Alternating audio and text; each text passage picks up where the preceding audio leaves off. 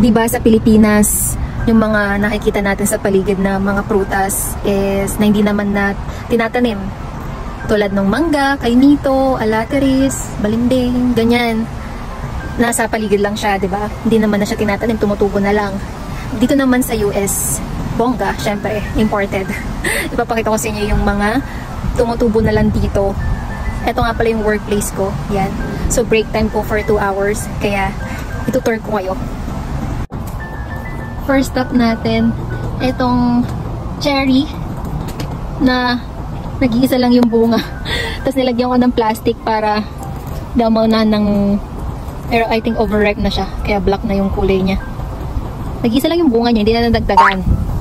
Yan o, yan lang yung workplace ko. Tapos dito, yan, lake. So park to talaga. Tapos dito, merong puno ng apple. O, diba? Grabe, ang dami niyang bunga. Ewan ko lang kung naanino niyo sa video. Pero ang dami niyang bunga. Look. Tapos, abot kamay mo na lang siya. Pero hindi pa siya pwedeng pitasin. Underripe pa to. Tchadan! Look, ang dami niyang bunga, diba?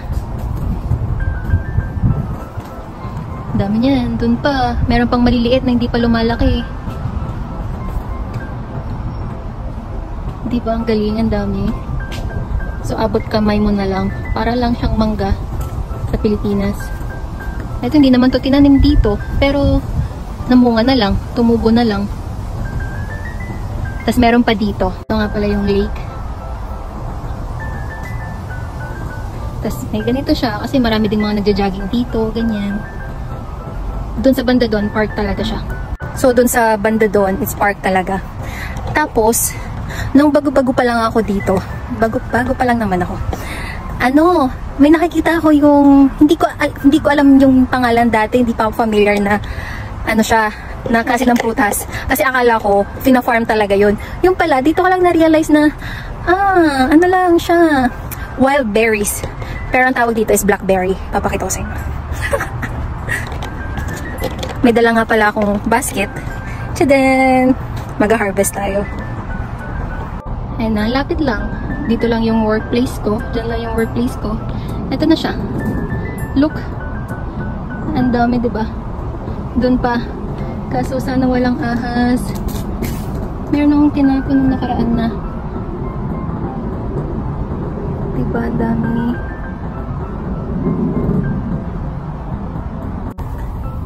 Kuha tayo ng para sure na walang ahas.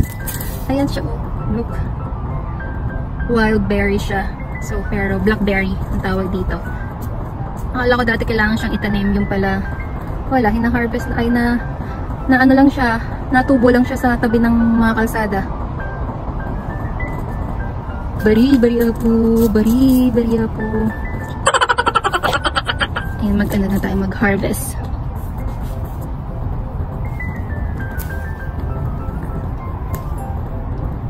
Mas madali na siyang mahugot kapag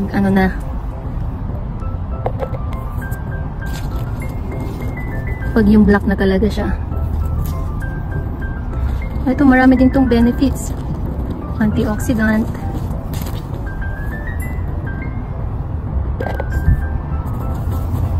Upo tayo. Nakuha ng ahas. Masyado na malambot.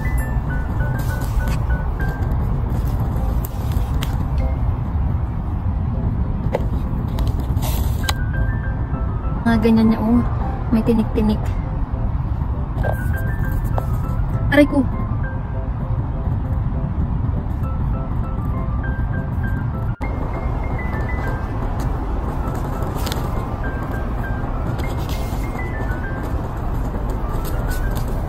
Diba, nasa tabing kalsada lang. Maraming lugar dito na nasa tabing kalsada. Meron pa nga, may peach, may plum, ganyan, pero nakakahiya naman. Nasa highway ka. Eto, at least medyo walang tao, kaya okay lang kumuha. Yun to, magkalala tayo kasi baka may ahas. Bari apo. Wala namang ahas dyan, no? Bari ako. Ayun, oh, ang dami, oh.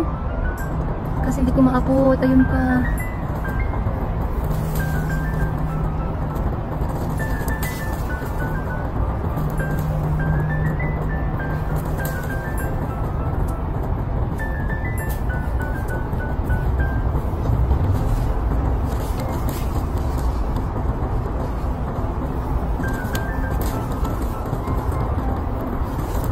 Aray ko.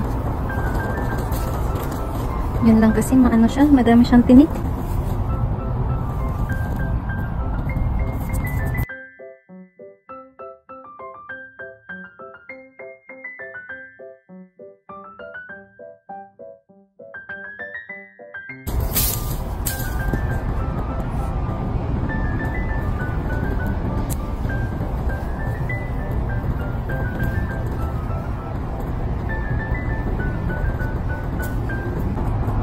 Ang dami niya, no?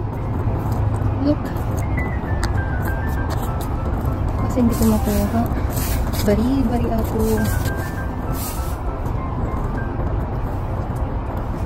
Check muna natin. Habang nag-aabang na ahas dyan.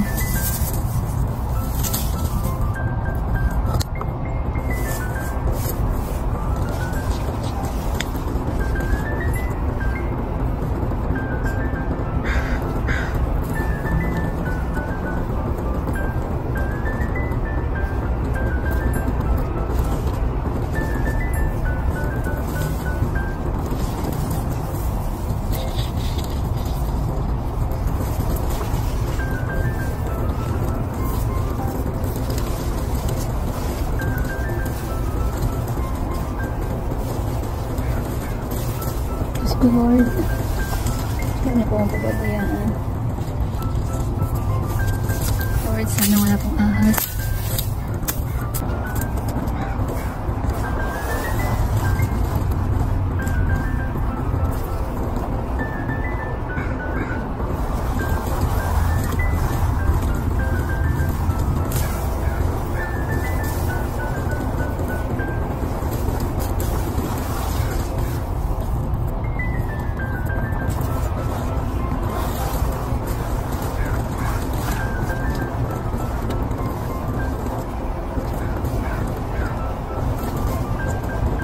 Naglalaglagan na siya.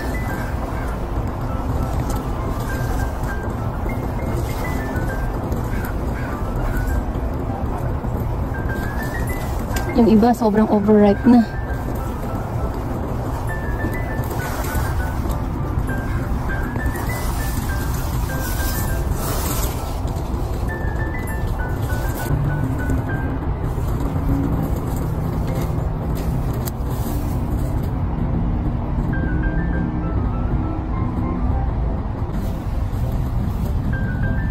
Madami-dami na.